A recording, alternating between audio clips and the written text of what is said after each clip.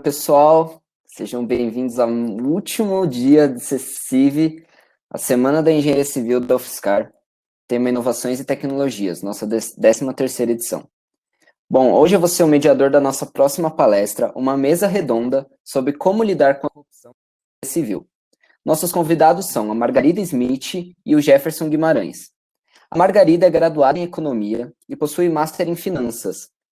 Possui também experiência em compliance, prevenção à lavagem de dinheiro, controles internos, gestão de riscos e auditoria, gestão financeira, e tem experiência profissional em grandes empresas do setor financeiro, como Citibank e HSBC.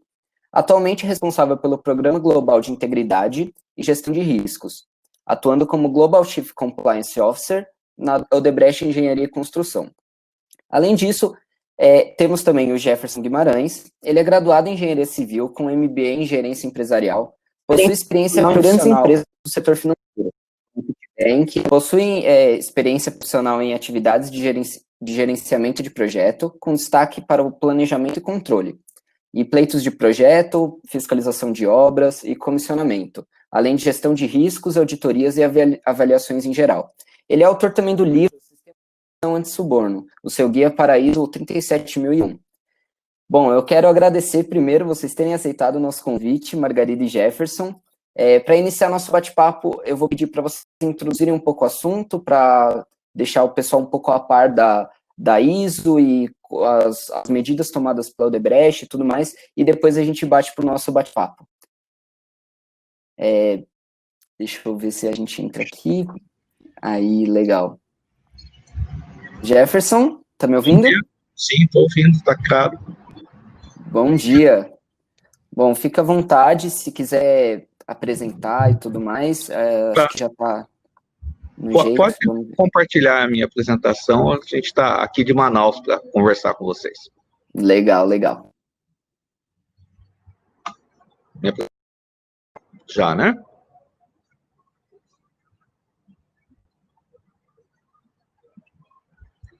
Então, vamos começar, então. O tema da nossa conversa, do seminário, é como lidar com corrupção dentro da engenharia civil. A gente vai fazer uma abordagem ampla e, na verdade, o lidar com corrupção na engenharia civil é um mero detalhe sobre a operação, né? A corrupção ela pode ocorrer em qualquer ambiente e o tratamento tende a ser o mesmo. É baseado em análise de risco e ações preventivas quando não é possível eliminar o risco. São a famosa mitigação. Vamos lá. O slide não avançou. Pronto. Agora avançou. A primeira discussão que a gente sempre tem é corrupção e suborno, né? As pessoas acham que são sinônimos. Começa que não é sinônimo. Corrupção é uma coisa, suborno é outra coisa. Uma definição que a gente pode considerar que corrupção é desestruturação, é corromper, é apodrecimento, literalmente falando, é apodrecimento do coração, que é o que acontece com o cadáver quando morre, né? As pessoas apodrecem. De uma maneira genérica, é um sistema qualquer, e quando envolve política, que tem acontecido ultimamente, põe em risco o Estado democrático de direito nosso. E suborno é uma forma de corrupção. Acontece por meio de presentes, hospitalidades e coisas do gênero, né? Não é só dinheiro que é suborno, né? Pagar um jantar é suborno, levar para um passeio é suborno. Existem inúmeras formas de suborno. E a maior diferença que tem entre esses elementos é que é impossível você ter suborno, né, sem corrupção, né? E é possível ter corrupção sem suborno. Mas isso é uma discussão sofismática e nos interessa é o denominador comum, né? Ambos causam bastante problema para a nossa sociedade. O efeito dos mesmos é o mesmo. E compliance, que é uma palavra que a gente ouve muito. O que é compliance? Compliance vem do inglês to comply, e deveria ter sido traduzido para conformidade, mas aqui no Brasil a gente tem, por hábito, adotar a palavra estrangeira para parecer que é algo elegante e inteligente. É simplesmente agir de acordo com o que está combinado. Regras, requisitos e normas. E compliance é apenas um dos pilares. Pilares do quê, né? Para a gente que é da área de engenharia civil. Pilares para uma coisa muito maior e mais importante, que é a governança. Se fala muito em compliance, se esquece de fairness, disclosure e accountability. Ou seja, senso de justiça nas organizações, a transparência na prestação de contas e a responsabilização são ocultas. Ficam só gravitando em torno do compliance para legalizar o problema e fazer o que no Brasil se faz muito, levar tudo para a justiça e coisa do gênero.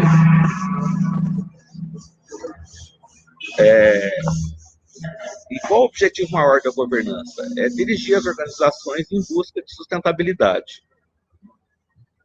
Esse esquema aqui eu acho muito interessante para representar o compliance. Você já deve ter visto isso em alguns filmes, né? É aquelas bolinhas, aquelas esferas que ficam replicando o movimento. Isso é chamado berço de Newton, ou pêndulo de Newton. E tem os famosos Cs de compliance aí, né? Comportamento, controle, consistência, comprometimento, competência, comunicação e principalmente cultura. Aqui é o que é importante, a gente vai ter que trabalhar na cultura organizacional. O que leva isso, né? Esse movimento ele tende a ser eterno e ele vai se perdendo em função do desgaste natural, perda de energia por som, perda de energia por calor, desalinhamento entre as esferas. Esses são todos os riscos que eu tenho para esse sistema não se estabelecer. Compliance é o resultado de várias condicionantes. É impossível fazer compliance. Compliance acontece quando as condições são favoráveis. E o que gera essa condição? É a governança. É a governança que impõe energia, supera o risco e estabelece a cultura para que o compliance ocorra como um sistema. E suborno, né? O que nós temos hoje? Suborno, cartel, fraude, corrupção, desvio de verba, lavagem de dinheiro, crime do colarinho branco. Passada essa pandemia, a gente vai ver que muito do que se propagou serviu só para justificar roubo, né? Fomos roubados novamente. E o que isso representa no Brasil? Essa situação no Brasil, pela Transparência Internacional, no índice de percepção de corrupção. A gente tem decaído no índice, a gente está desafiando a teoria da evolução de Darwin, graças aos gestores que nós temos no Brasil, né? E a sociedade tem que se movimentar para que isso não cesse e a gente volte essa curva no sentido de crescimento, e não de decréscimo. Fazer negócios no Brasil está cada vez de uma forma primitiva.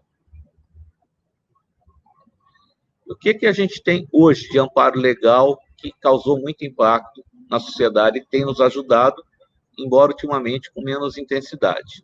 É uma lei, a 12846, que é a Lei Anticorrupção no Brasil, a LAC, que foi promulgada em 2013, começou a valer em 2014, precisou de um decreto em 2015 para funcionar de verdade. Ou seja, sempre se posterga, né, quando é possível. O fato é que essa lei e esse decreto determinam o que vem a ser compliance no Brasil, que ficou chamando de Programa de Integridade. Essa é uma comparação da legislação americana, que foi a pioneira no assunto, a FCPA, que houve devido ao escândalo lá de Richard Nixon Watergate, na década de 70, 77, né? A maioria de vocês não tinha nem nascido. A OKBA, que foi uma reação da comunidade britânica agora em 2010, que é uma lei que também bastante repercussão pela importância dessa comunidade no comércio internacional, e a lei brasileira. Vocês podem ver que existe muita similaridade, né? E a lei brasileira, que é a mais nova, ela tem uma característica que as outras não têm, né? Pelo menos dentro da lei, elas têm complementos para isso. No Brasil, a empresa pode ter o CNPJ dissolvido se o juiz quiser, né? Basta ele querer entender que é necessário, ele pega uma empresa envolvida em ilícito contra essa lei, dissolve o CNPJ da empresa. Teve um tempo que passou um vídeo de um presidente do Peru, que por acaso está preso hoje, falando que ia ter morte, pena de morte, no caso de corrupção. É morte da pessoa jurídica, dissolução da empresa. E o que está acontecendo no Brasil, que eu chamo de Brazilian Compliance Wave, né? A lei anticorrupção trouxe uma novidade para a gente, né? A gente passou a ter um princípio de lei que no Brasil não se adotava, um princípio germânico e anglo-saxônico, que é a responsabilidade objetiva. Ou seja, não adianta o dono de uma organização falar que ele não sabia ou que ele não tem responsabilidade sobre o ato da direção dele ou da empresa dele ao fazer negócio. O princípio básico é: se a empresa se beneficiou, ganhou dinheiro, se ganhou dinheiro, o dono, os acionistas, a autodireção foram remunerados por esse dinheiro, portanto, eles foram beneficiados pelo crime. É o princípio básico, é o cui bono, né? Que, inclusive, é o nome oficial da Operação Lava Jato. vai ter que punir quem se beneficia dessa ilicitude. Como é que se pune? Vai para a cadeia, né? Se não fosse para a cadeia, talvez, e eu acredito francamente falando que não aconteceria absolutamente nada. No Brasil, até a chegada dessa nova instrumento legal, os corruptos eventualmente iam para a cadeia, os funcionários públicos corruptos. Os corruptores nunca tinham experimentado a cadeia. Agora eles começaram a experimentar e as coisas estão mudando.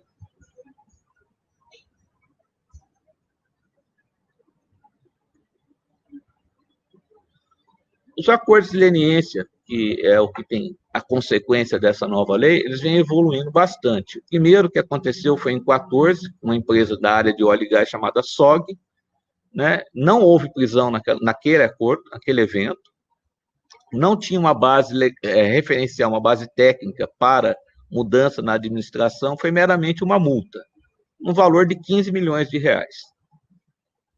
Passado um tempo, a gente tem o caso da Andrade Gutierrez, que fez o primeiro acordo dela em 2016, com uma multa de 1 bilhão de reais, né?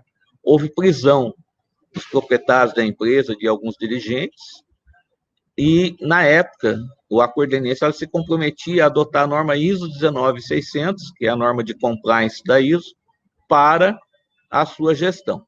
Acontece que essa norma não é uma norma certificável. De vez em quando a gente vê gente falando de certificação de 19600, aquilo é estelionato. Não existe certificação para 19600. Em 2018, Andrade Gutierrez renovou o acordo de leniência com o CGU. O ministro Rosário defende, assim como outros eminentes juristas, o uso da 37.001 como instrumento adequado, visto que é possível avaliar por uma entidade que faça a certificação e é neutra e especialista no assunto. Esse programa de integridade que a gente tem no Brasil, federal, tem em quase todos os estados e em alguns municípios, é muito interessante, só que o governo, em nenhuma das esferas, tem braço e competência técnica para avaliar essa situação. Então, o ideal é que se tenha uma entidade neutra para fazer essa medição. No caso, as certificadoras em geral, que existe uma rede de acreditação que no Brasil é coordenada pelo Inmetro. A Odebrecht fez seu acordo de leniência em 2016, com uma multa de quase 3 bilhões, teria que implantar princípios do decreto 8420, que havia sido publicado em 2015. Em 2018, também na revisão, também recebeu a missão de implantar 37.001. E a JF Investimentos fez o acordo dela em 2017, um acordo de 10,3 bilhões, e ela tem que implantar princípios da 19600, atender o decreto 8420 e implantar a ISO 37001. Eu presto serviço para Andrade Gutierrez, colaborando na missão dela de implantação da 37001, e também estive trabalhando na JF Investimentos, coordenando o cumprimento do acordo de leniência. E vi o impacto que isso causa nas organizações, e isso passa principalmente por mudança comportamental e cultural, e é um instrumento muito, muito eficaz. Esse é um pedaço do acordo de leniência da Odebrecht, que está no site da CGU, um documento público, onde existe a compromisso de, em até 3 anos, a partir de 18, de implantação da ISO 37001 em todas as empresas do grupo. E isso está sendo feito, né? A Margarida vai poder falar sobre isso para a gente.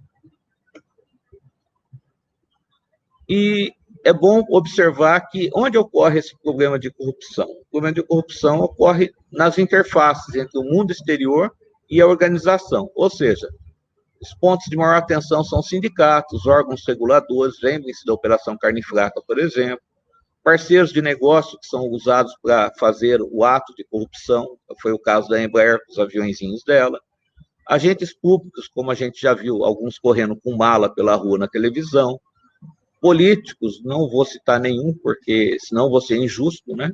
É a coletividade, fornecedores, de uma maneira geral, que oferecem alguma coisa para vender para a organização, clientes que pedem comissão, pedem propina. Então, é aí que a gente tem que concentrar os nossos esforços durante a gestão. E na engenharia civil, na construção, a gente, quem está na área, quem já teve a oportunidade de trabalhar, sabe que começa pelo licenciamento do projeto, né? As dificuldades que impõe para a gente, as famosas histórias de licença de bombeiro e coisa do gênero, né? São pontos que merecem atenção. Obviamente que a grande maioria desses profissionais não estão alinhados com essas práticas, mas elas são muito comuns no Brasil no momento que a gente vive. Então, a gente tem que ter cuidado com essas interfaces, é um mind the gap, ou seja, temos que ter atenção com compra, fiscalização, legislação, tributos, o escopo do projeto, né, fazer uma ponte que liga nada a lugar nenhum, por exemplo, com a qualidade, a ponte que cai, né, com a venda, com o licenciamento, com os sindicatos, com a medição, né, você faz um serviço de terraplanagem e mede um volume equivalente ao do planeta Terra, né, e prazo, né, as obras se esticam e se fica se pagando a administração da obra.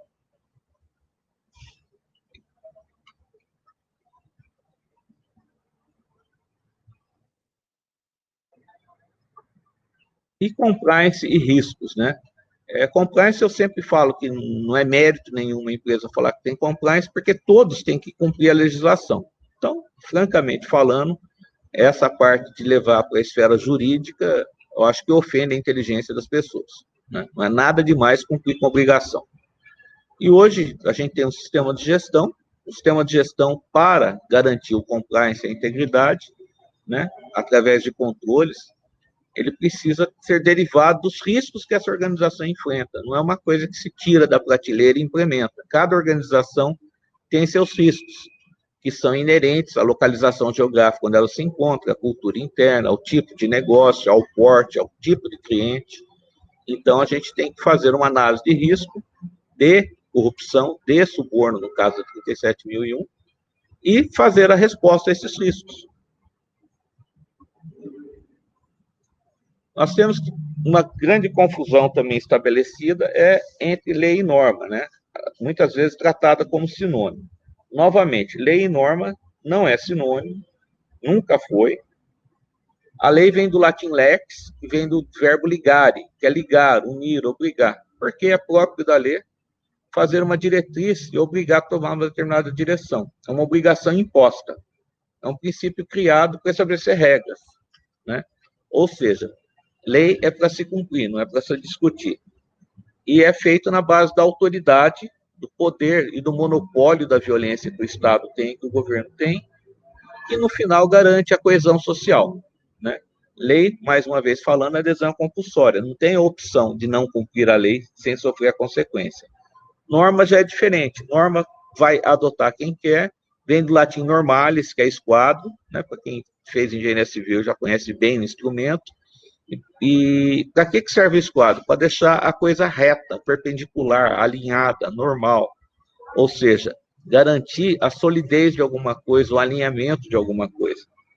Então, a norma garante que, uma vez implantada, você tenha mecanismos considerados como os mais adequados para determinado objetivo. Como no caso de um sistema de gestão de integridade, a gente vai ter instrumentos e conhecimento do mundo inteiro, visto que a norma é internacional, 97% da economia do mundo passa por normas ISO, para estabelecer um regramento de como a sua organização vai operar no mercado. Daí vem a diferença entre os dois. A legislação de compliance, conforme a gente já viu, ela foi detalhada, regularizada no Decreto 84/20, em 2015, né? E lá define o que é capítulo de integridade no capítulo 4. Depois vocês podem acessar a página do governo, da CGU, que tem bastante material sobre isso, material muito bom. E o que é a norma 37.001? A norma 37.001 traz as melhores práticas, né, do mundo inteiro para qualquer porte de organização em qualquer setor da economia. E ela especifica, ela determina um sistema de gestão anti-suborno, de acordo com os riscos que a organização enfrenta, porém, ela pode ser ampliada em termos de abrangência e escopo. Ela pode tratar também, além de suborno, dos outros itens de corrupção que nós já vimos, fraude, cartel, lavagem de dinheiro, mas o foco da norma, efetivamente, é o suborno. Até porque raramente vai acontecer corrupção sem envolver suborno. Suborno não é só dinheiro. Como que a gente consegue tratar, então, o risco de corrupção na engenharia civil ou em qualquer outro negócio, fazendo uso dessa norma? existe uma correlação entre a norma e a legislação, né? Essa legislação tem os seus componentes relativos a combate à corrupção, que existe um relacionamento com um conjunto da norma 37.001. Então, ao garantir os requisitos da norma 37.001, eu atendo aos artigos da legislação. Importante é a gente lembrar que tudo isso se deve à governança, não é só ao compliance. Eu preciso de compliance, o compliance vai acontecer, mas eu preciso de transparência dentro da organização, preciso de senso de justiça, preciso de equidade, preciso de uma prestação de contas responsável. E como a gente faz isso? Basicamente, a gente identifica risco, define objetivo, traça política, garante recursos para isso, planeja o sistema de gestão, isso é o P do PDCA, o planejei. Em seguida, eu implanto o sistema de gestão, ponho ele para rodar, eu desenvolvo o sistema de gestão, passo para a parte de controle, que é fundamental, eu faço monitoramento, controle e auditoria. Sem auditoria, um sistema não se amadurece. E, finalmente, eu vou para a área de aprimoramento. Eu vou ter os resultados e vou buscar a melhoria do meu sistema. O método de um sistema de gestão qualquer vai seguir essa trilha. Importante lembrar, né? Nosso amigo Peter Drucker falou que a cultura devora a estratégia no café da manhã. Ou seja, não adianta nada fazer no papel se não levar isso para as pessoas. Se não houver um exemplo de cima para baixo, né? As crianças aprendem a ir ao banheiro porque vê a mãe e o pai indo no banheiro, né? É simples assim. O processo educacional é por exemplo, não é por discurso. Bom, pessoal, estou encerrando por aqui a minha parte, a gente vai continuar se falando. Fiquem bem aí durante o evento, espero que tenha sido uma boa transmissão para vocês. Posteriormente, eu vou deixar esse material com o pessoal da CECIV para divulgação. Obrigado. Muito obrigado, Jefferson. Obrigado. Acho que deu para ter uma noção muito boa assim, no começo do assunto. Agora eu quero passar, então, uma palavra para a Margarida. Ela vai dar uma visão um pouco mais empresarial da Odebrecht e a gente consegue complementar a fala do Jefferson. Margarida, você está aí? Você me escuta? Bom dia a todos. Bom dia. Tá aparecendo. Agora sim. Prazer estar nesse evento hoje. Muito obrigada pelo convite. E é um prazer estar aqui com meu colega Jefferson, fazendo essa complementação com o que é a aplicação na vida real de tudo isso que é essa aula que ele nos deu sobre, no fundo, a parte formal do que nada mais é do que como conduzir adequadamente a sua vida empresarial, né? Como exercer sua cidadania corporativa. Eu Muito vou legal. Compartilhar aqui. Tudo bem. A apresentação.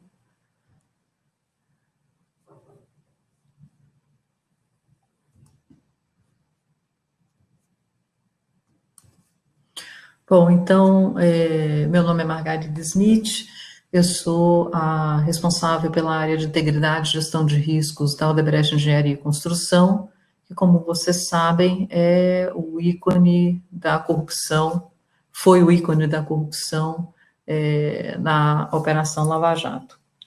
Me juntei à companhia em abril de 2018, nós já estávamos respondendo ao nosso compromisso com o Departamento de Justiça americano, o Ministério Público e as autoridades suíças, e parte importante desse acordo foi a transformação da companhia, acompanhada por um programa de monitoria independente.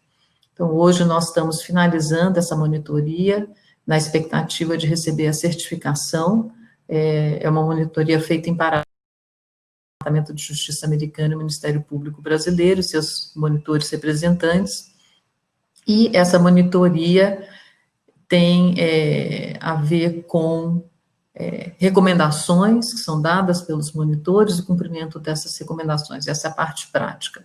Mas na parte conceitual, como é que a gente transforma a companhia que esteve envolvida em tantos ilícitos no passado e hoje apesar de toda a mídia negativa que ainda aparece, é um benchmark de transformação e de estrutura de integridade, gestão de riscos e auditoria no setor de infraestrutura.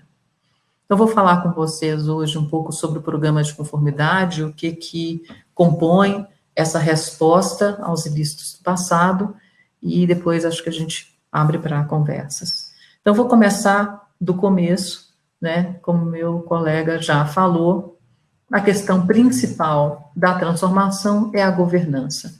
Compliance ou integridade são guidelines, são orientações, apesar da posição ter independência para vetar certas decisões, como vocês podem ver aqui, a estrutura de compliance é ligada ao Conselho de Administração, através do Comitê de Conformidade e Auditoria Interna, e o Conselho de Administração é apoiado por alguns comitês especializados, entre eles o Comitê de Compliance e Auditoria, né, sempre com uma visão de risco. Por que isso é tão importante? Porque a responsabilidade objetiva, que o Jefferson comentou, passa por garantir que a companhia não só tem um ambiente ordenado, mas que a gente tem também o ferramental para que essa responsabilidade objetiva seja aplicada. Então, na prática, o que nós fizemos? Implementamos um programa de conformidade ou de integridade baseado em padrões globais, e esses padrões globais, eu sou oriunda do mercado financeiro, então é um dos poucos mercados efetivamente regulados no tema de compliance e integridade. Então, o que nós fizemos foi traduzir os standards do mercado financeiro para uma empresa de engenharia como a Odebrecht Engenharia e Construção. Esses padrões são resultado de respostas do mercado financeiro a erros que aconteceram também naquele ambiente. E a mais recente, o movimento mais recente, foi uma resposta à crise de 2008. A crise de 2008, talvez vocês se lembrem, tenham visto vários filmes, foi uma crise onde já existiam todas as funções de controle, já existia o framework que hoje a gente conhece, mas a maneira como esse framework operava não era ainda eficiente. Eu, coincidentemente, estava morando nos Estados Unidos, trabalhando na minha posição anterior em Nova York, e fui testemunha ocular do resultado avassalador da crise de 2008. Talvez uma das crises em que o efeito na sociedade civil foi tão direto e tão rápido. Eu me lembro de ver pessoas como eu e você acampados em Wall Street no inverno, buscando seus direitos, porque as pessoas perderam tudo.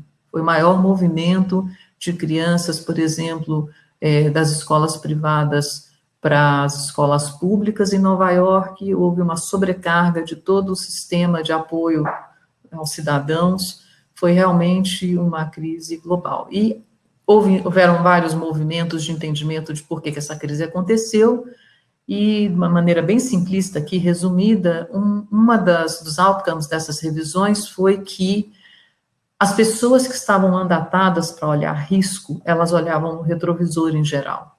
Então, havia já os comitês, já tínhamos os conselhos, já tínhamos o Chief Risk Officer, o Chief Compliance Officer, a auditoria interna, o Greenspan ainda estava no Fed. E essas pessoas sentavam nos comitês e olhavam o que tinha acontecido no período, mas elas não tinham o protocolo de estar junto do negócio quando o negócio estava tomando risco. Por outro lado, houve também uma dificuldade de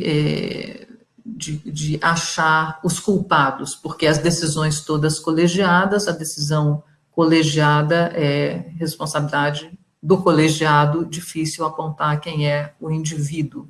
Então, houve um movimento de implementar na prática a questão da responsabilidade objetiva, cujo conceito já existia, também como resposta a essa crise, ou seja, a próxima vez que as pessoas que têm que exercer a supervisão falharem, eu quero saber que pescoço eu vou apertar, né?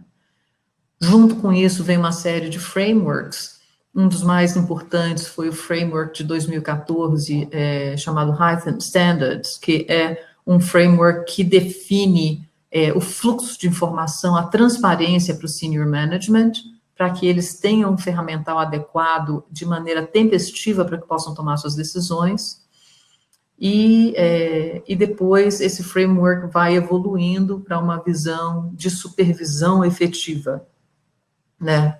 Então, o nosso programa de complementar na Engenharia e Construção, na Odebrecht Engenharia e Construção, OEC, preza por esses pilares. Nós temos, então, um programa que tem independência, o Chief Compliance, o Chief Integrity, tem reporte direto para o Conselho. O nosso Conselho de Administração damos um compromisso de manter pelo menos 20% dos conselheiros independentes, com o objetivo de sempre 30%. É um programa que é aplicado consistentemente em todos os países onde temos presença, hoje são em torno de 19, nem todos com operações, mas há presença em torno de 19 países. Políticas e diretrizes que têm uma linguagem acessível, porque nós estamos falando de um range de integrantes de níveis muito diferentes, temos as pessoas que estão lá na obra, que não têm relacionamento com agentes públicos, mas é importante de saberem quais são as expectativas da companhia em termos de conduta para os integrantes, até o membro do conselho, né, o conselheiro, o presidente do conselho, que tem um exercício de responsabilização mais formalizada. Nós temos monitoramento externo, resultado dos acordos. Temos também um monitoramento interno muito robusto, que tem duas perspectivas, uma perspectiva de integridade e gestão de riscos, uma perspectiva de auditoria interna, que também tem uma monitoria contínua implementada.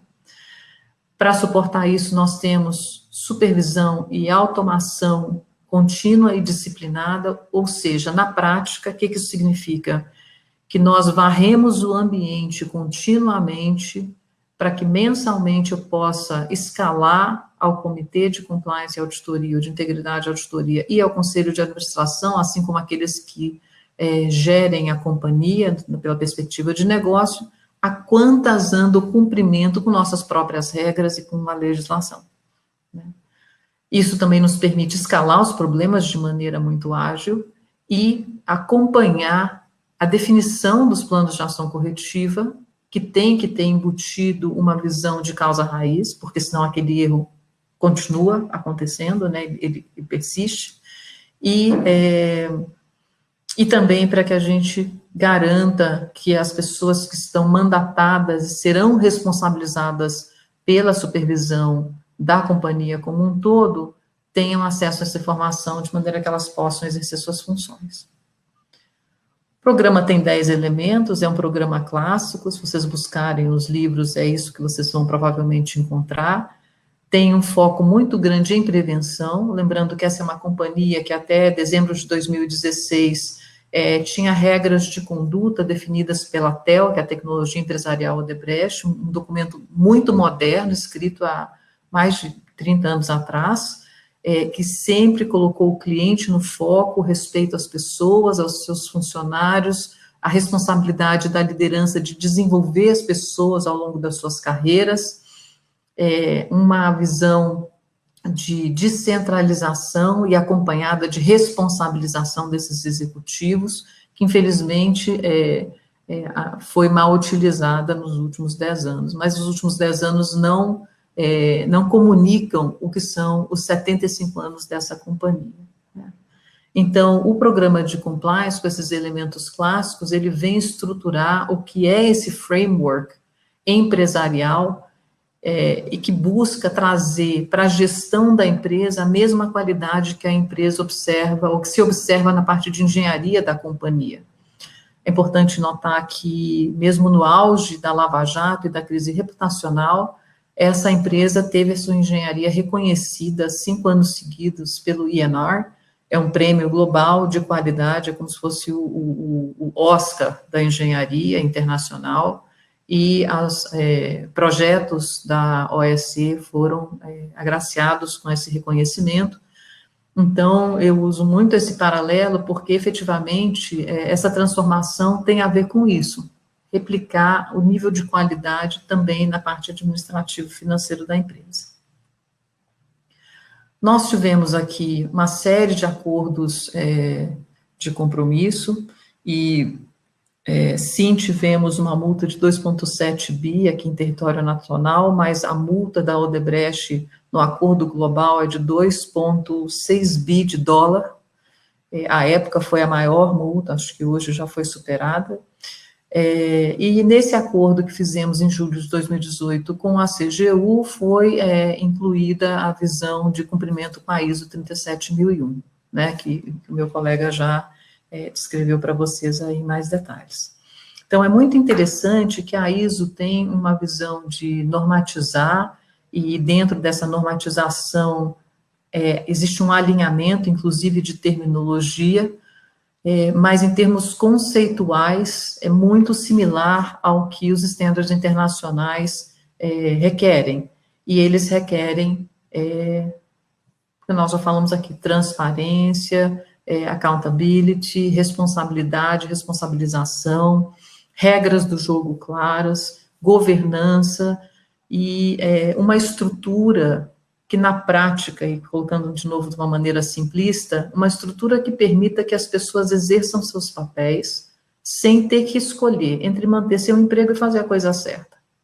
Quando você tem os checks and balances, quando você tem os feitos e conferidos, quando você tem estruturas que não estão conflitadas no exercício da sua função, é isso que você consegue. Equilíbrio na tomada das decisões, porque as pessoas sentam na mesa com o mesmo mandato, responsabilidade, né? Mandatos diferentes, mas mesmo nível de responsabilidade, com vozes no mesmo nível, e, portanto, existe um equilíbrio de forças que garante que essas decisões sejam mais equilibradas. Para suportar todo esse framework, nós temos o que todos que têm um programa de compliance têm, políticas, diretrizes. Essas políticas e diretrizes, acredito que são temas muito similares ao que a maioria dos programas tem, não é à toa, são os riscos clássicos de uma companhia. O que eu acho que elas têm de muito interessante é que elas são escritas de maneira muito objetiva. Uma vez mais, isso é uma companhia de engenharia, o foco da empresa é engenharia, e nós queríamos que esses documentos fossem intuitivos para as pessoas, né? Então, não só os documentos, como os treinamentos, as comunicações que nós fazemos, eles todos têm esse viés de acessibilidade.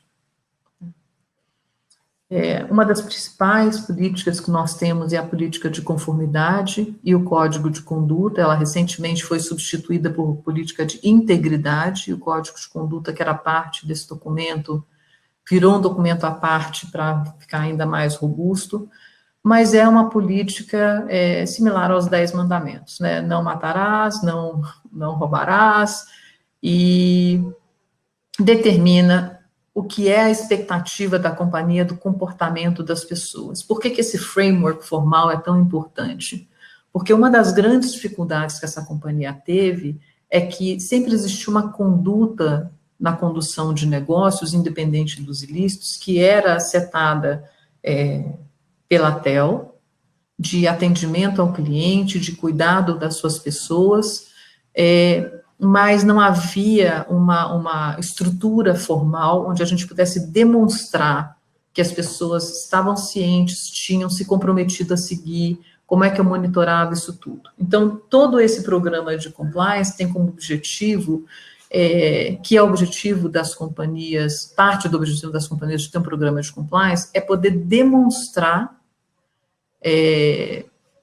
o que se espera das pessoas e também, quando acontece alguma coisa errada, demonstrar que isso não é endêmico. Ou seja, não é a maneira como a companhia conduz seus negócios, mas provavelmente uma pessoa, um grupo isolado que pisou fora da faixa, né? Isso parece um formalismo, mas é de material importância quando a companhia vai ser julgada por atos ilícitos, e aí você entra no nível de detalhe de quem são os culpados, né? E é uma maneira de você demonstrar que a orientação da conduta empresarial, ela foi dentro das melhores práticas e que aquilo é uma coisa isolada. E essa foi uma das grandes dificuldades do grupo na condução, na resposta à Lava Jato, porque, infelizmente, a gente tinha o senior management envolvido, né, diretamente em alguns dos ilícitos. Então, também essa transformação foi muito especial para a companhia, porque foi uma mudança muito profunda na maneira de conduzir negócios. Essa mudança, a companhia historicamente tem uma visão de delegação dos seus executivos, não é à toa, ela é uma companhia que existe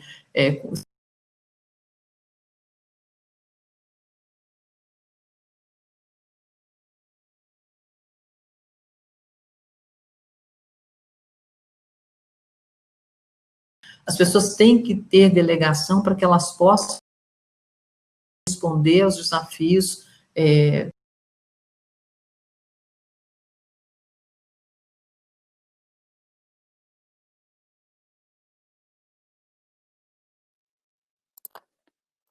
Pode ir, então? Ela e o slide estão na tela, falaram. Pronto? Pode continuar, Margarida. Estão escutando? Desculpa, aconteceu, foi acho que um problema da plataforma, mas pode continuar. Tá bom. Não estou vendo aqui a apresentação, mas, bom, acho que também meu tempo está acabando.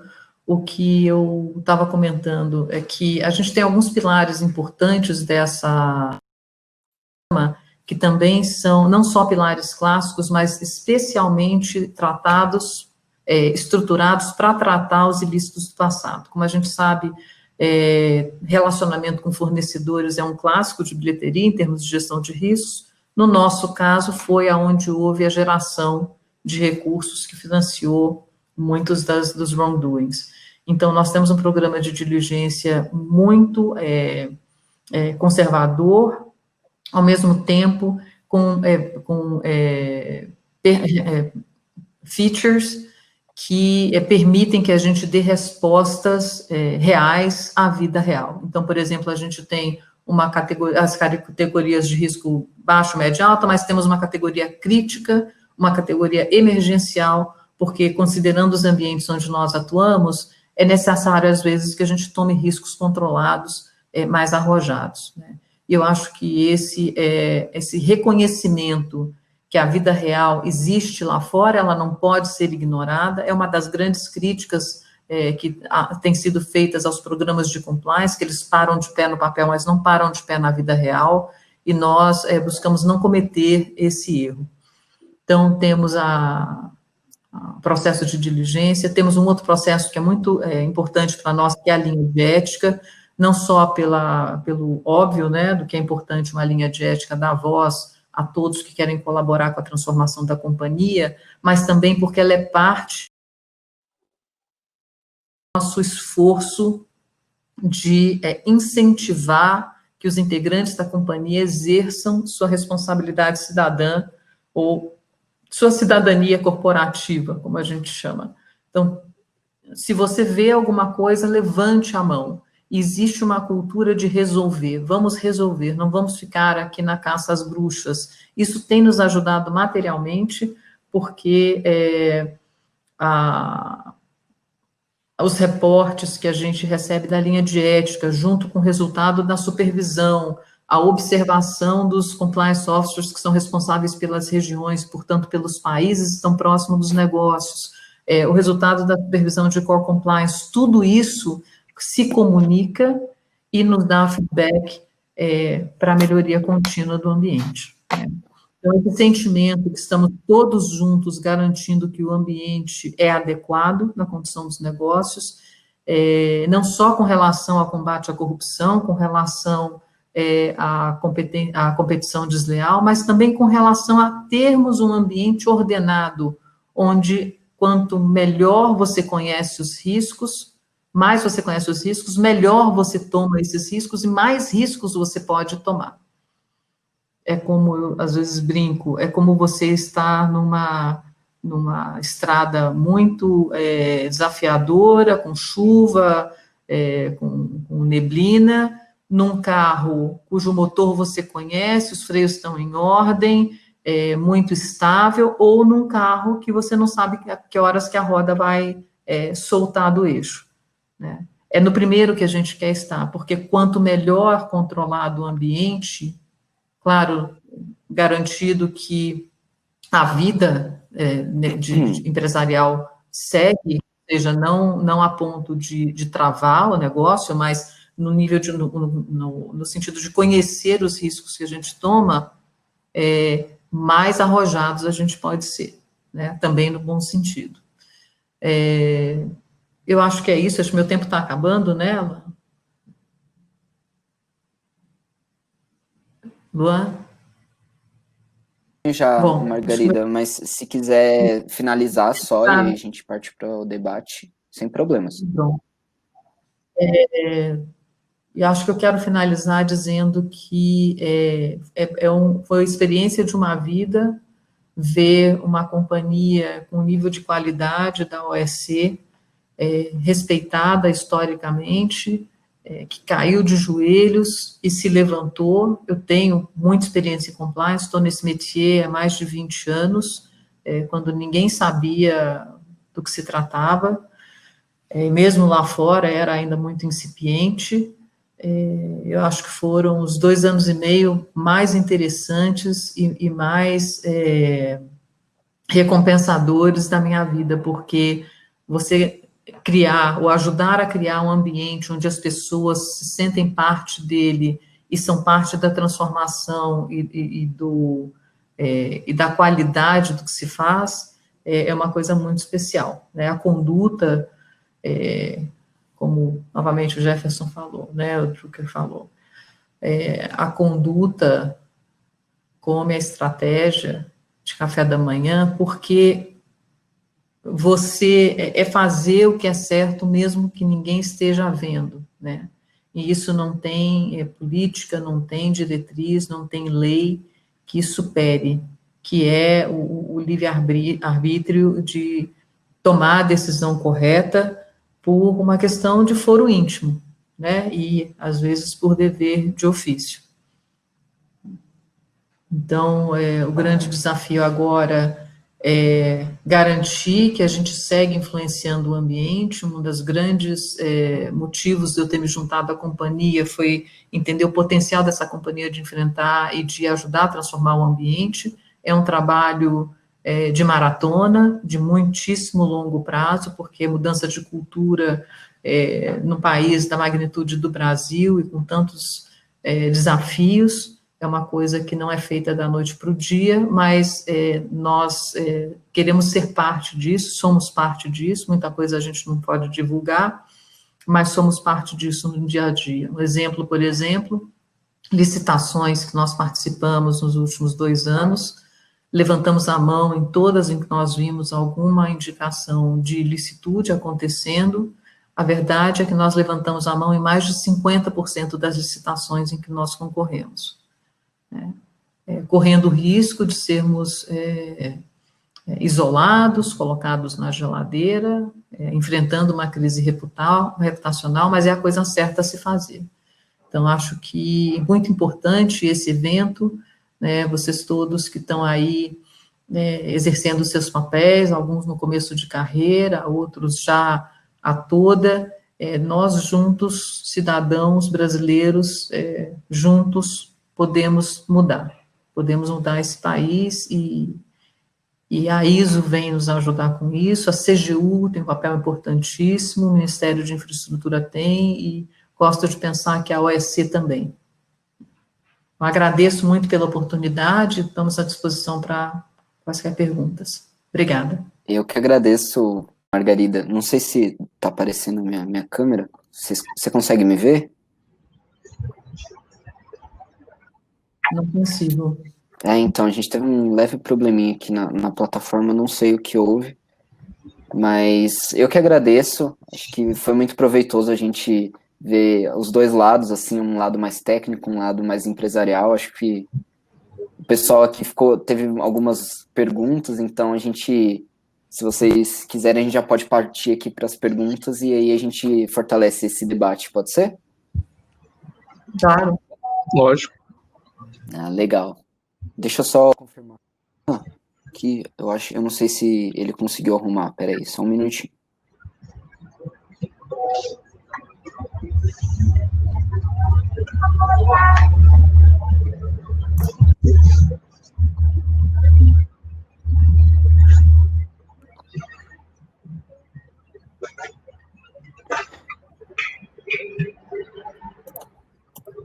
É que o pessoal tá falando que eu não tô aparecendo. Minha câmera não tá aparecendo, gente. Bem. Aí, foi. Vocês estão me vendo agora? Ainda não, mas estamos te escutando bem. Tá, tudo bem. Então vamos passar para as perguntas, que aí a gente arruma isso já. Peraí. Bom, a primeira pergunta é da Larissa Fernanda. É uma pergunta para os dois, aí a gente organiza direitinho. Como estabelecer metas dentro da empresa sem que elas dispararem comportamentos antiéticos?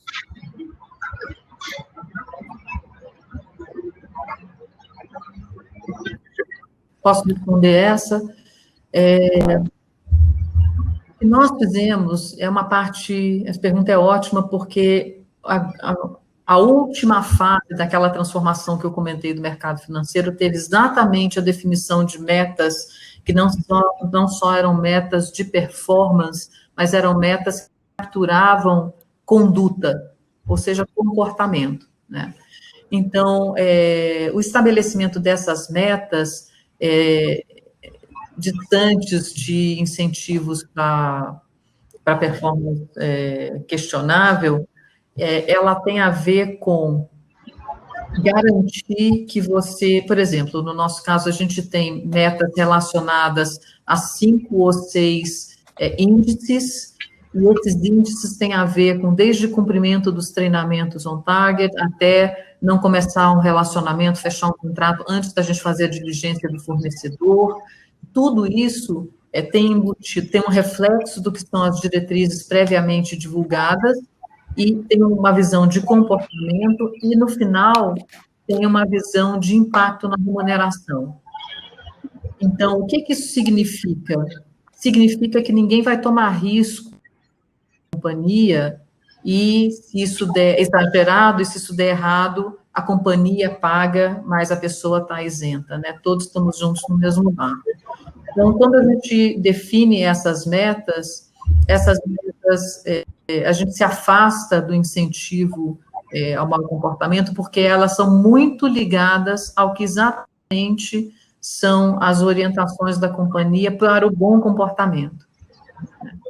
Eu acho que quando há metas comerciais muito agressivas, por exemplo, é um clássico, né, de incentivos errados, mas isso está normalizado pelo fato de que você pondera o resultado disso ao longo do tempo na remuneração variável, através do impacto. Então, hoje, por exemplo, na OSC, nós temos 10% da remuneração variável dos executivos, impactada por 5 ou 6 índices, que, mais uma vez, tem comportamental. Esses 10% são compostos de 5, 6 índices de integridade, outros de finanças, e são acompanhados mensalmente. Jefferson, você quer complementar? A Margarida expôs bem, né? Isso gera um certo paradoxo, né? Você incentiva e premia muito quem, aspas, vende, esse sujeito, de repente, pode não ter muito escrúpulo para vender, né? Isso a gente tem bastante caso no passado, como é de conhecimento, existe mecanismo para não se repetir. O ideal é buscar uma situação onde essas metas sejam traçadas de maneira lógica e com fundamentação financeira e matemática, porque se a meta de fazer negócio é uma margem bruta, digamos, de 10%, se alguém estiver fazendo 30%, dá para levantar a bandeira vermelha, né? E, se possível, né, não adotar essa política de meta vinculada à margem, sim ao fazer o negócio dentro do estabelecido pela companhia. É um tema bem delicado e, mais uma vez, passa pela situação de cada organização, cada negócio e cada cultura. Certo. Obrigado, gente. Vamos para a próxima, então. O André, ele pergunta quais são as principais características de um acordo de leniência e quais são as envolvidas na construção do acordo. Acho que seria interessante a Margarida explicar um pouco melhor, né, relacionado ao Odebrecht. Olha, eu acho que uma das principais características do acordo de leniência, a primeira dela é uma viabilidade da companhia e de importância da companhia para a economia e para a sociedade. Porque, em algum momento, a decisão pode ser que essa companhia não merece viver, né?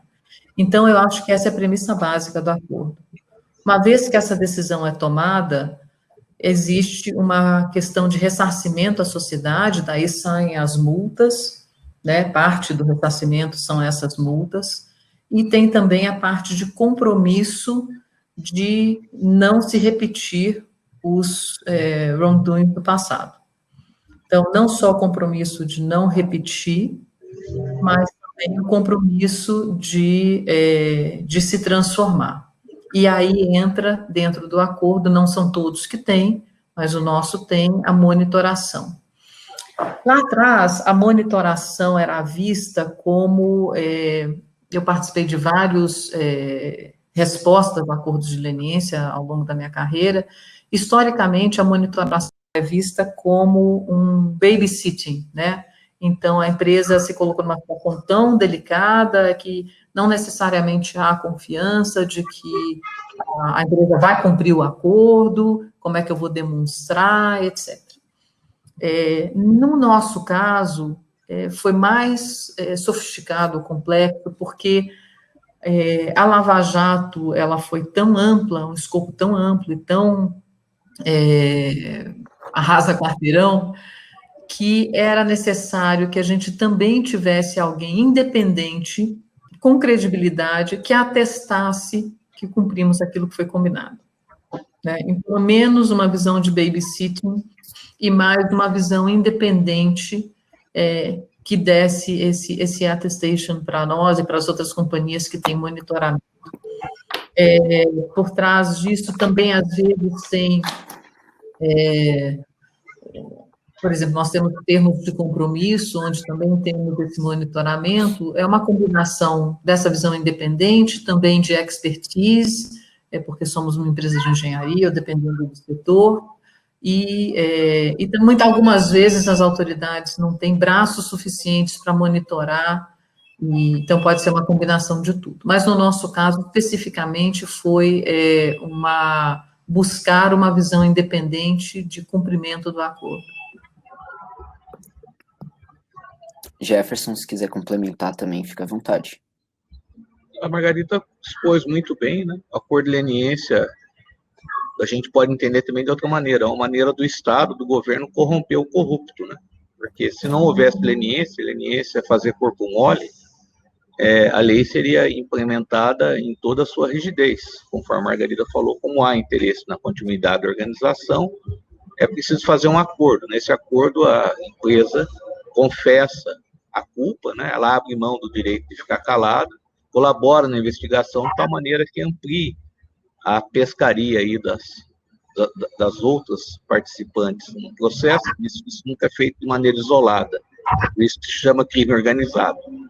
Então, a leniência, no fundo, é o Estado corrompendo o corrupto. Em vez de ficar 20 anos na cadeia, fica 2, paga uma multa, ressarce financeiramente, né, muda a postura e o governo amplia a malha, chega em mais elementos, pelo menos a teoria é essa, e ao longo do tempo ele consegue sanear. A gente viu isso começar forte no Brasil, por motivos de disputa de poder, isso diminuiu a intensidade, mas o fato é que a semente está lançada, né? A visão que eu tenho é nesse sentido, né? É um instrumento de saneamento. Legal. Obrigado, gente. Bom, nossa próxima pergunta, então, é do Douglas. Ele pergunta para o Jefferson. No quesito cultural, como foi citado, quais seriam as práticas mais eficientes para essa transformação? Aulas de ética, maior vigilância? Olha, eu vou falar uma coisa que vai um pouco no contrafluxo do que se tem dito na área, né? Mas é uma percepção minha pessoal, não necessariamente é correta. No meu livro, no meu trabalho, tem duas palavras que eu não uso moral e não uso ética. Para evitar melindre, a gente tem que lembrar que dependendo da escola, enxerga moral de uma forma e ética de outra, e às vezes inverte o sentido das duas palavras. Mas o fato é que há 70 anos atrás, matar judeu na Alemanha era uma coisa totalmente coberta pela lei, regulamentada, tudo certinho. Há um pouco mais de tempo a gente tinha escravo aqui no Brasil, para usar a gente como referência. Meu avô, que era negro, fatalmente, na ascendência dele, alguém passou por isso. E estava tudo certo, né? Domingo, o senhor do café lá, o barão do café, ia para a missa, depois chegava em casa, batia em alguém, almoçava e era um senhor respeitável. Então, eu não uso isso. Eu entendo que é uma nova regra, a sociedade evoluiu, a humanidade evoluiu, é uma regra de negócio. Não pode roubar, ponto. Como é que a gente convence as pessoas que não podem roubar? Respeito advém do medo. Né? Primeiro a gente tem que ter medo, para depois ter respeito. É por isso que a gente respeita pai e mãe. A gente levou alguma chinelada, alguma bronca quando era criança, entendeu a coisa, não precisa mais agora, com 20 anos de idade, levar puxão de orelha. Né? Então, a gente primeiro tem que punir. Essa fase de punir já começou. Em seguida vem o respeito. Se você tiver um código de aspas, conduta, dentro da organização, e ele não for cumprido, tem que ter punição. Usaram isso historicamente com Tiradentes, né? Mataram, espartejaram, demorou quase 200 anos para a independência acontecer. O princípio é o mesmo, né? A gente, infelizmente, vai ter que usar de violência, que é demitir quem não cumpre o código de conduta, de maneira para as pessoas entenderem que é sério. Isso passa por exemplo, né? Exemplo que vem de cima para baixo. A cultura advém desse processo aí, desse exercício, né, do dia a dia. Não vai ser de uma hora para outra, como a Margarida muito bem colocou, mas tem que começar, né? Se não começar, certamente não termina. Margarida, se quiser complementar também, fica à vontade. Obrigada. Eu acho que foi muito bem colocado pelo Jefferson, e o resumo da ópera a gente tem que começar em algum momento, né? Pode ser, talvez, não o motivo perfeito, mas houve um começo. Nunca se imaginou que nós íamos ver o que vimos a partir de 2014, e isso, mal ou bem, trouxe reação. Essas reações ainda estão um pouco desbalanceadas, existe uma supervisão mais forte no ambiente federal, talvez menos no estadual, muito menos no municipal, mas é uma questão de tempo, a gente tem que começar em algum momento, e aí é muito importante que nós, como cidadãos, exerçamos cobrança, né? Desde a cobrança através do PROCON, nas pequenas coisas, porque é essa vigilância que realmente transforma o ambiente. Você vê, uma das grandes diferenças entre os países que são considerados de mais baixo índice de corrupção e os outros é que os cidadãos são conscientes do seu papel na sociedade, eles exercem esse papel. E acho que é lá que a gente precisa chegar. Estamos começando pela cidadania corporativa, mas isso acaba influenciando a nossa vida pessoal, e eu acho que esse conjunto é o conjunto ganhador. Obrigado. Bom, a próxima pergunta do Marcos Martins, ele fala: por que a construção civil se caracteriza como a área mais envolvida com corrupção no mundo? E quais as intervenções na formação do engenheiro podem ser realizadas para mudar esse cenário? Acho que essa é para mim, né? Olha, eu acredito que, dando um passo atrás, é o olho do dono que engorda o boi, certo? É simples como isso. Porque eu acho que a construção civil está muito envolvida com obras de infraestrutura, obras públicas de grande. Os governos, em geral, têm muita ineficiência, essas ineficiências abrem espaço para a corrupção. A pouca transparência, a gente está começando a trilhar esse caminho, o Ministério da Infraestrutura está fazendo um trabalho excepcional nesse sentido, mas a verdade é que se você olha os países do mundo onde tem mais índice de corrupção, tem também os menores índices de transparência do governo, né, das contas do governo e etc. Então, eu acho que pode parecer uma resposta simplista, mas eu acho que é tão simples quanto isso. Nós temos uma sociedade que não vigia, não exerce vigilância, temos ineficiência do governo, muito espaço, muitas sombras, e é aí que a coisa acontece.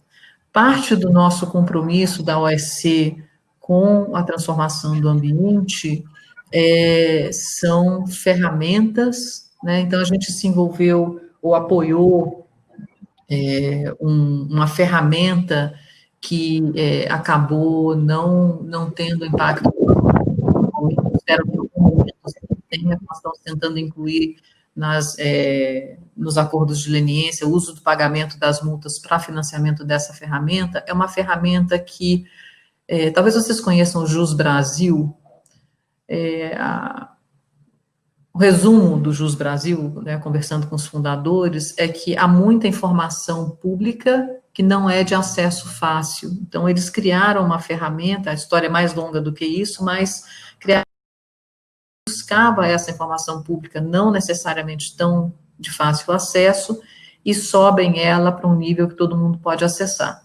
Então, nós fizemos uma parceria com eles e fizemos uma parceria com a São Francisco e a Faculdade de Engenharia da USP, para criar uma ferramenta onde a gente mapeia todas as licitações públicas, acompanha essas licitações públicas, existe um app que você pode baixar no seu celular, então, se estão construindo uma ponte perto da sua casa, ou que é do seu interesse, você tem ali todo o movimento e, em paralelo, uma análise técnica, jurídica e de engenharia sobre essa licitação, com flags verde, amarelo, vermelho. E aí você, de posse daquela informação, pode exercer seu dever cidadão, de questionamento e etc. e tal. Isso bem usado é uma ferramenta muito poderosa. Então, eu acho que isso seria, por exemplo, parte do caminho. De novo, a gente sempre volta para o exercício da cidadania e da vigilância. Legal, obrigado. O Jefferson, se você quiser complementar também. Acho que seu microfone está mutado, Jefferson. Aí... Muita coisa que, assim, eu gostaria de chamar a atenção, né? Não é exatamente a construção civil, na minha opinião. A construção civil fica mais em evidência porque, no Brasil, o Estado ainda executa muito do que deveria ser de iniciativa privada, né? As nossas infraestruturas, por exemplo, são basicamente estatais. Então, o Estado fica mais aparente. Mas, na verdade, qualquer processo de negociação pode envolver corrupção, né? Hipoteticamente envolve. E no Brasil a gente esquece da corrupção entre agentes privados, que com certeza é muito maior do que com o governo. Como não existe lei para isso, isso não dá ibope, isso não está vinculado com o político, com a disputa pelo poder, isso, na verdade, eu acho que a gente faz um pouco de hipocrisia de não querer enxergar e discutir o assunto. Né? Nos outros países todos mais evoluídos, existe punição contra a corrupção, seja ela entre agente público e entre agente privado. No Brasil, corrupção de agente privado não dá cadeia, dá no máximo processo de estelionato, com um advogado razoável, o cara não vai para a cadeia, e vai estar cometendo corrupção. Né? Corrupção existe nas escolas, onde os alunos colam durante a aula, também é corrupção.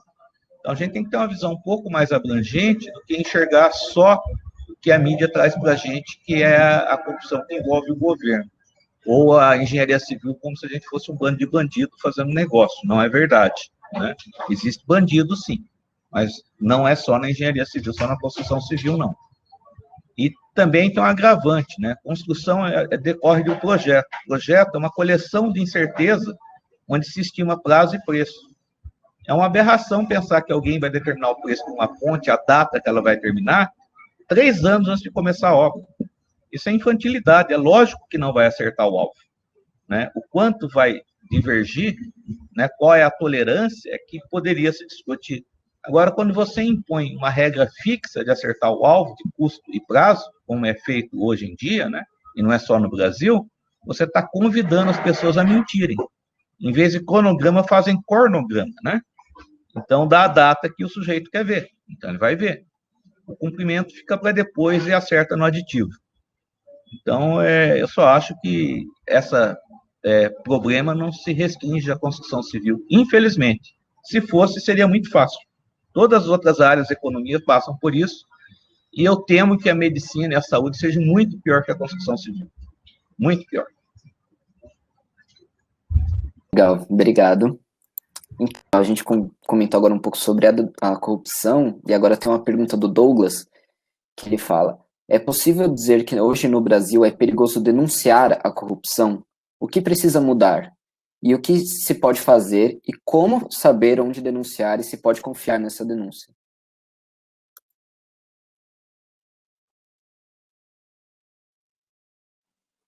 Bom, no Brasil, a gente começou a ter a lei do denunciante, né, o White Buster, lá, o tocador de apito, e ela não colou muito, né? Então, isso em termos da sociedade. O modelo americano que foi revisado há pouco tempo, né, chega a premiar com 30% do valor de um desvio de dinheiro, no caso de corrupção, o sujeito que denuncia, dá nova identidade, residência, segurança e coisa do gênero. No Brasil, a gente não tem esse nível de incentivo, mas já começou, de alguma forma. Nas organizações que têm a 37.001, é obrigatório ter um canal para essa comunicação.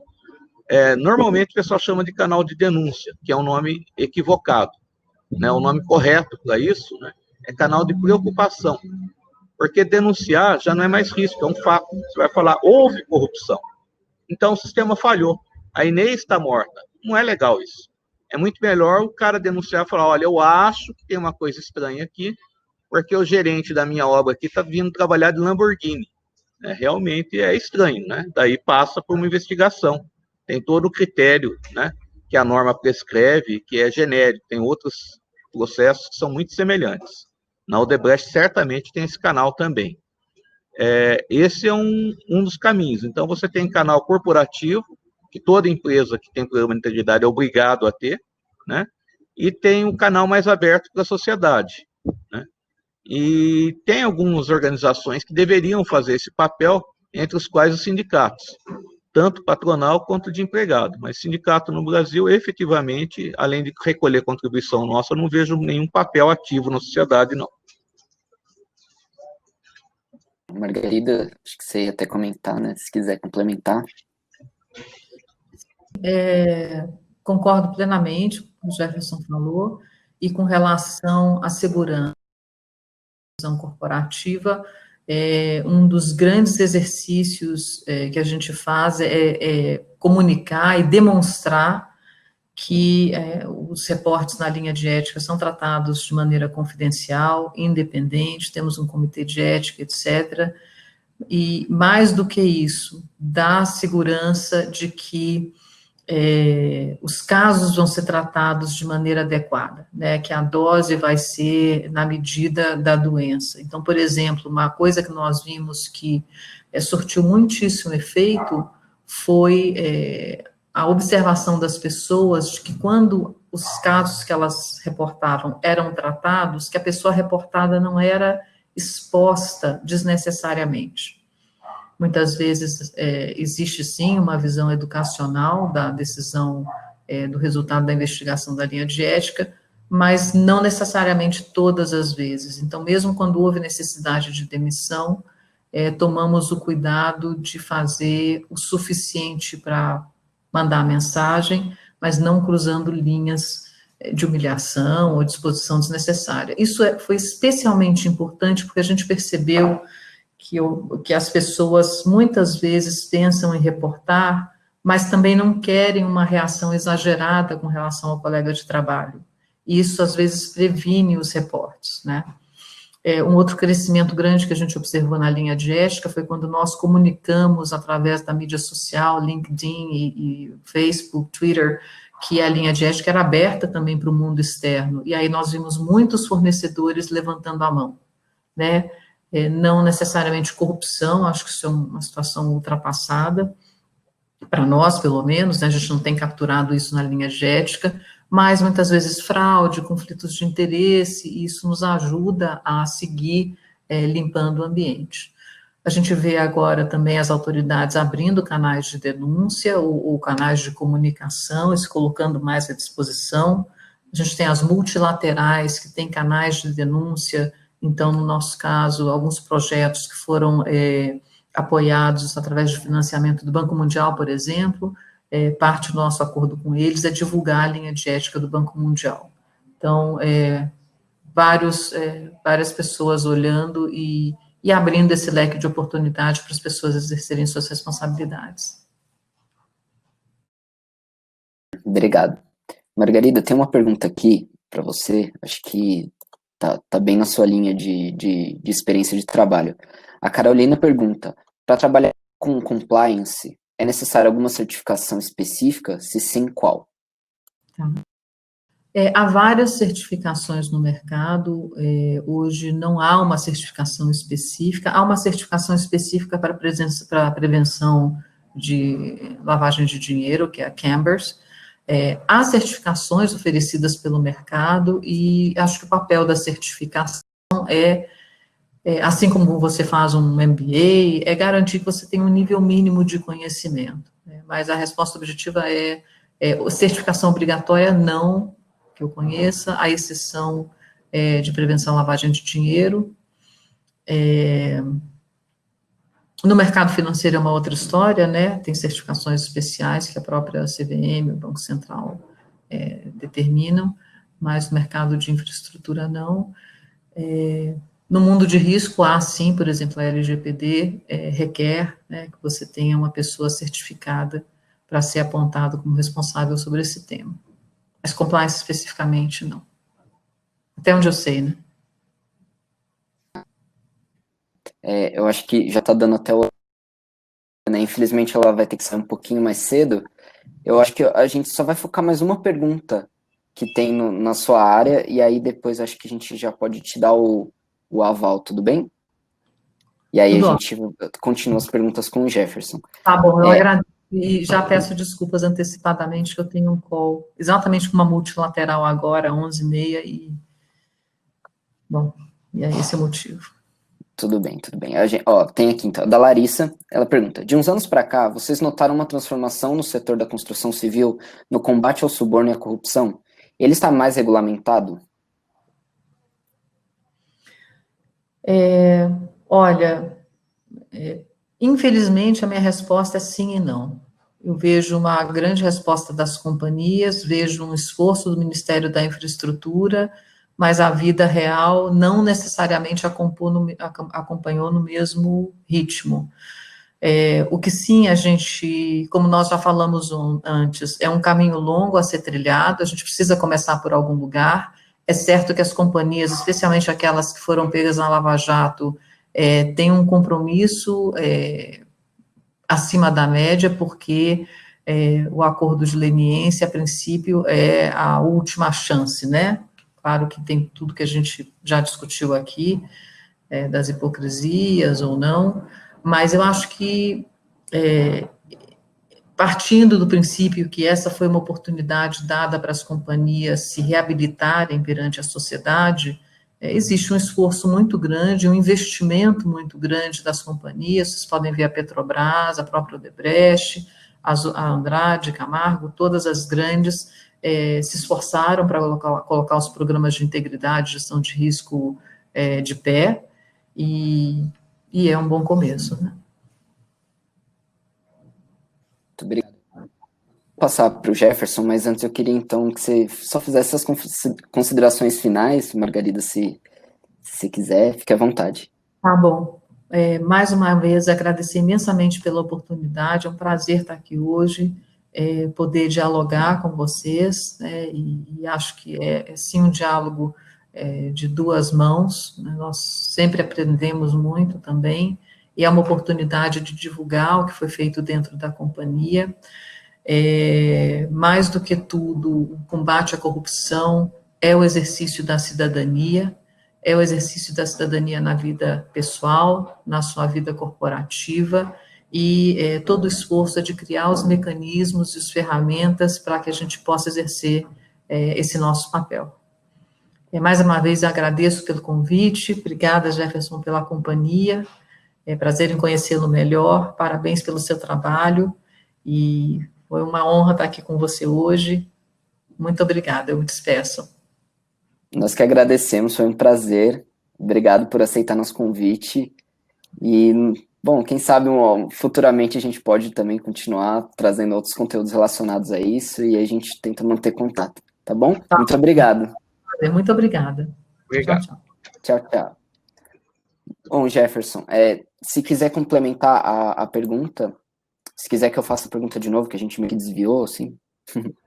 Olha, o núcleo da questão que eu me recorde é com relação a esses avanços que houveram, né? A Margarida sintetizou muito bem, as coisas não vão acontecer imediatamente, a mudança de cultura demora, o esforço do governo federal realmente é muito significativo, só que à medida que você vai descendo a esfera do poder na direção da gente como cidadão, que passa pelo Estado e o município, a gente vê isso decaindo de maneira exponencial, né?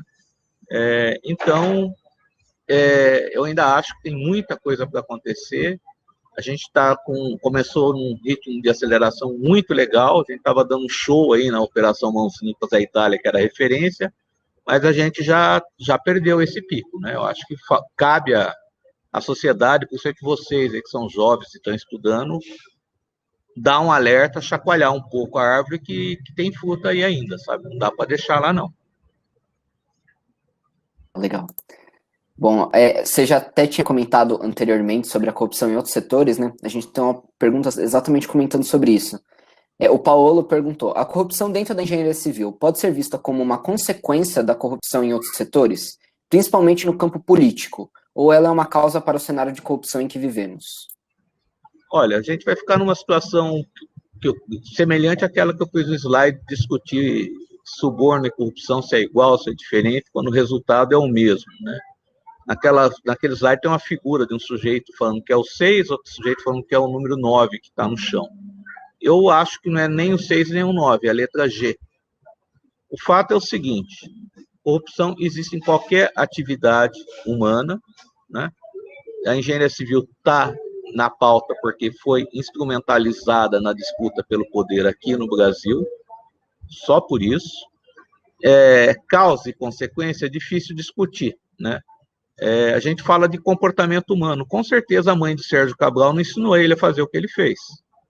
A escola onde ele passou não ensinou ele a fazer o que fez, né? Fora a mãe de outros garotinhos.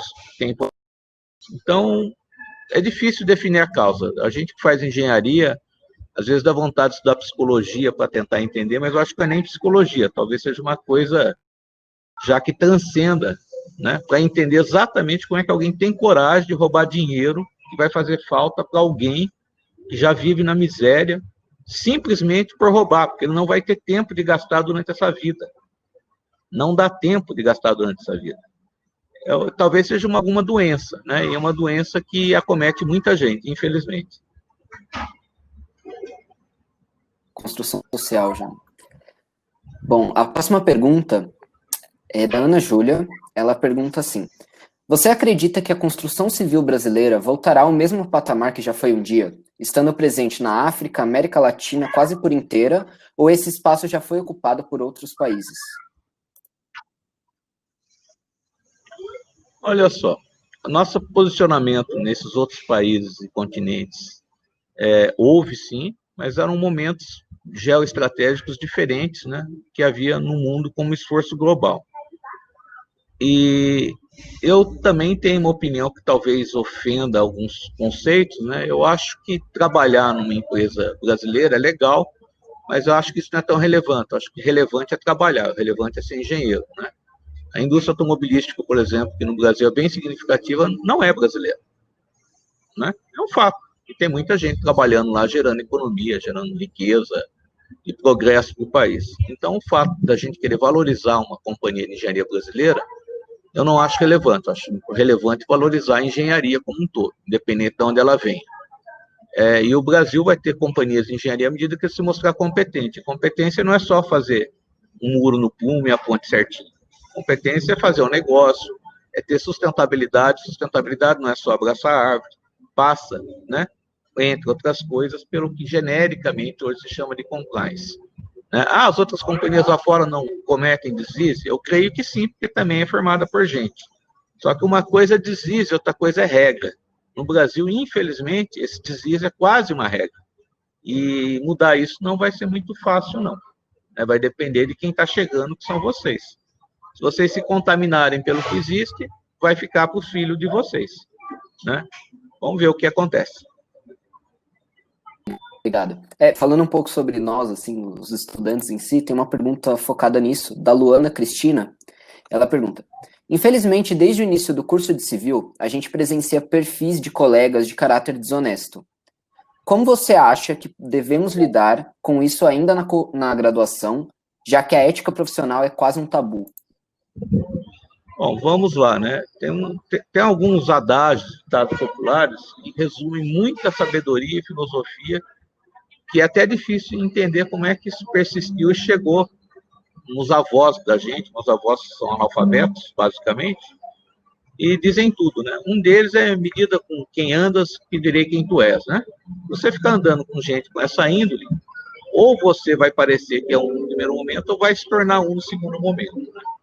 Então, a primeira coisa que eu recomendo é só se afastar, já é um bom começo.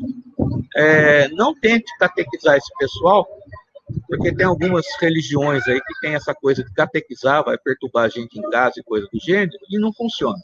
Essas pessoas, elas vão mudar de lado, né, do que a gente acredita ser certo, no dia que elas tiverem uma motivação pessoal para isso. Talvez o dia que for para a cadeia, talvez o dia que algum conhecido for para a cadeia, talvez o dia que ela precisar de alguém desesperadamente, e esse alguém pedir um dinheiro e ela não ter esse dinheiro para corromper. Eu não sei, eu jogava bola quando era criança, sempre fui muito ruim, sabe? Eu era péssimo, mas queria jogar bola. E o pessoal eu ficava lá na barraca, lá na frente, para tentar fazer gol, né? E eu me lembro, o pessoal falava, deixa esse aí que a natureza cuida, né? Ninguém me marcava, eu ficava conversando com o goleiro lá. Então, essa turma aí, eu digo a mesma coisa, deixa que a natureza cuida. Obrigado. Bom, a próxima é da Natália. Ela pergunta: como um estagiário ou um engenheiro civil recém-formado pode analisar situações para não se envolver em sistemas de corrupção? Tem como ser envolvido sem saber? Acho que até comentando um pouco sobre sua experiência, se já passou por alguma situação assim. Bom, vamos lá. Como é que você pode analisar? De novo, né, ficar de anteninha ligada e partir de alguns preceitos básicos, né, do que você enxerga no seu entorno.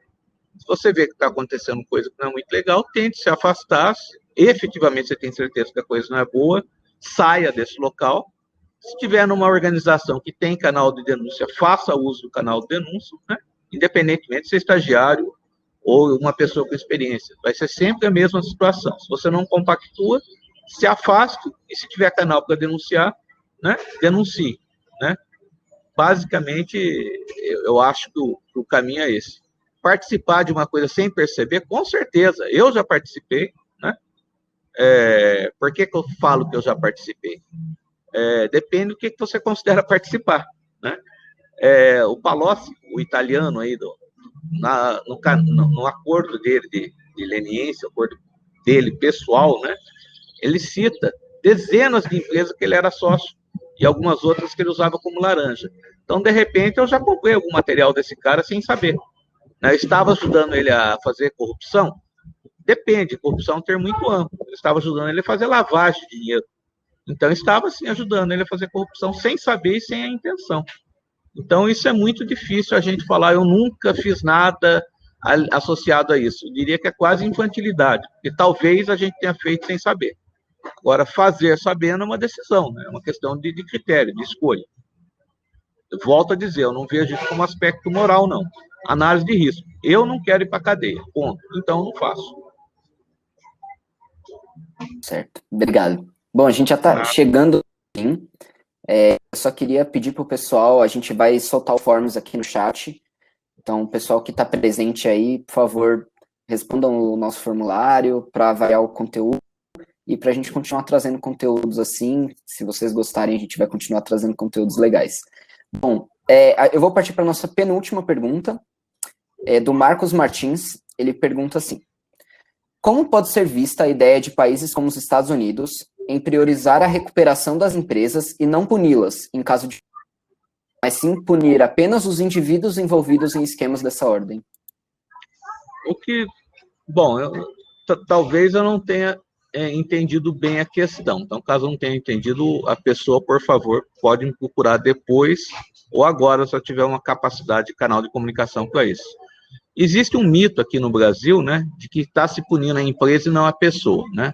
Na verdade, a lei que tem no Brasil é igualzinha à americana, à inglesa, à peruana, à argentina, porque foi um acordo feito com o pessoal da OCDE, decorrente de uma convenção de 1997, né, que começou a definir mecanismos de combate à corrupção e se intensificou muito depois da crise de 2008, que a Margarida já explorou um pouco aqui, porque percebeu-se que dinheiro de corrupção estava associado com droga, terrorismo, sequestro.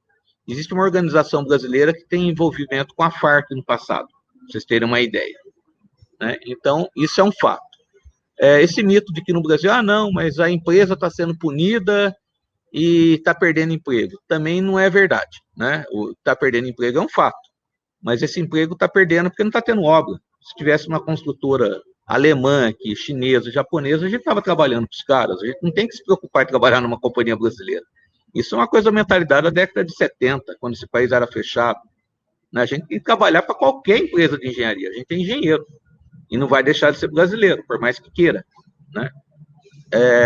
Usando o Odebrecht como exemplo, que teve aqui, a Margarida me permita citar a empresa dela, porque são fatos históricos. Os donos foram presos, perderam bens, teve cisão familiar. O que as pessoas querem? Pena de morte, né, esquartejamento, lixamento em público.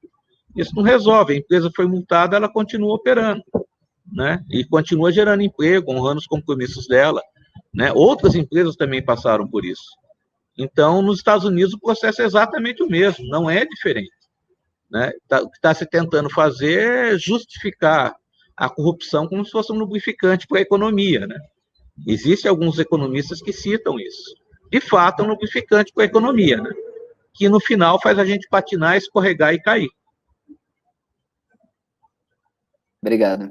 Bom, a nossa última pergunta, do Alan dos Santos Alves, ele pergunta: vocês acham que esse foco na diligência e no compliance chegou forte às outras empresas que não estavam sob a lente da Lava Jato?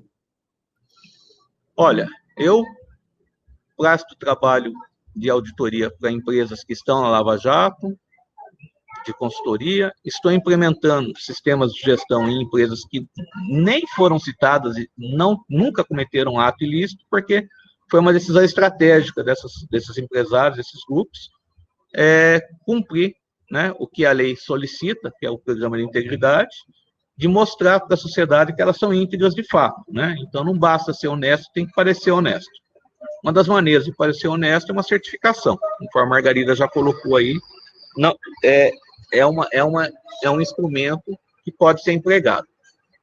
Outras empresas que não são de construção civil também estão em busca disso. No Brasil, eu recebi um contato de uma colega do LinkedIn. Eu não tinha o número, né, porque o Inmetro não contabiliza isso de uma maneira estruturada, pelo menos eu não cheguei a esse canal no Inmetro. Nós temos 38 empresas com certificação ISO 37001, só 38. Né? Então, você imagina o universo que tem. No momento, eu estou aqui em Manaus trabalhando para 2 organizações que decidiram isso por maneira estratégica, né, volto a dizer, sem ter problema nenhum, né? E o Estado está começando a fomentar tal comportamento, associando o cumprimento de um programa de integridade para participar da licitação. Eu acho que ainda é tímido, eu acho que o Estado deveria premiar as empresas que têm um programa de integridade com uma bonificação em dinheiro. Tipo, se você tem uma certificação Sistema de Integridade, seu preço pode ser até 3% maior do que o do seu concorrente. Por quê? Porque ele está mitigando o risco de corrupção, uma base sustentável, né? É como se pagar seguro de carro. Você paga seguro de carro por quê? Para diminuir, né, o impacto de um sinistro. Eu acho que a gente deveria pegar a mesma linha, né?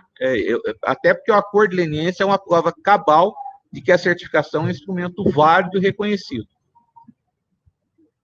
Certo, obrigado. Bom, chegamos ao nosso fim. eu quero, em nome da comissão organizadora da 13ª edição da CECIV, a Semana da Engenharia Civil da UFSCar, queria agradecer a sua presença, Jefferson, a presença da Margarida. Foi um debate rico, acho que a gente conseguiu trazer os dois pontos de vista, o seu ponto de vista e o da Margarida, acho muito legal, foi muito rico, muito bacana. Bom, queria também agradecer ao nosso público que compareceu, participou, mandou as perguntas. Não esqueçam de responder nosso feedback para continuar melhorando. E passo a palavra para você, Jefferson, para mandar as nossas considerações finais. Bom, primeiro eu gostaria de dizer que eu me sinto honrado em participar de um evento desse nível, empolgado com o uso da tecnologia para romper a barreira da distância e instrumentalizar a comunicação nesse momento de pandemia aí também, né? Dizer que eu optei por ser engenheiro civil no passado por acreditar que é uma profissão que caminha para ajudar a humanidade a ser mais civilizada, né? Não é meramente a construção é um artefato, né, sólido de um símbolo que é a humanidade em condições melhores de viver nessa etapa aqui nesse planeta. Fiquei muito satisfeito quando o meu filho decidiu seguir o mesmo caminho, né? Por iniciativa dele, eu achei muito interessante. E eu queria aproveitar e fazer um desafio para todos e deixar essa responsabilidade no primeiro momento para você, que é o nosso canal de comunicação. Eu gostaria da gente discutir uma ampla pesquisa, com a participação de vocês, sobre a situação na construção civil, né? Visto que vocês estão estudando, foco na construção civil, em pequenas e médias empresas, né? As grandes empresas, a gente tem uma visão muito clara do que está acontecendo. Mas as pequenas e médias empresas, a gente não tem essa visão. Eu ainda acho que, pela questão de, no Brasil, estudo e conhecimento não ser algo muito valorizado pela aristocracia nossa, talvez muitos nem saibam desses instrumentos, né? Se limitam a ver o que aparece no Jornal Nacional lá, os escândalos, e não que ele está sujeito a isso e que ele tem um instrumento para mitigar esse risco e, na verdade, transformar numa oportunidade de negócio, né? Então, gostaria, vocês têm o meu contato aí, através de você, a gente discutir uma realização de uma pesquisa nesse sentido, para a gente ter uma visão mais condizente com a realidade hoje. E essas questões, algumas delas até seriam melhor respondidas se a gente tivesse acesso a esses dados. Muito obrigado, né? E sucesso para todos nós aí. Obrigado, Jé. Pode sim manter contato, eu tenho seu contato, a gente tenta fazer essa pesquisa junto, sim. Muito obrigado, obrigado a todos, até mais, gente. Tchau, tchau. Até mais.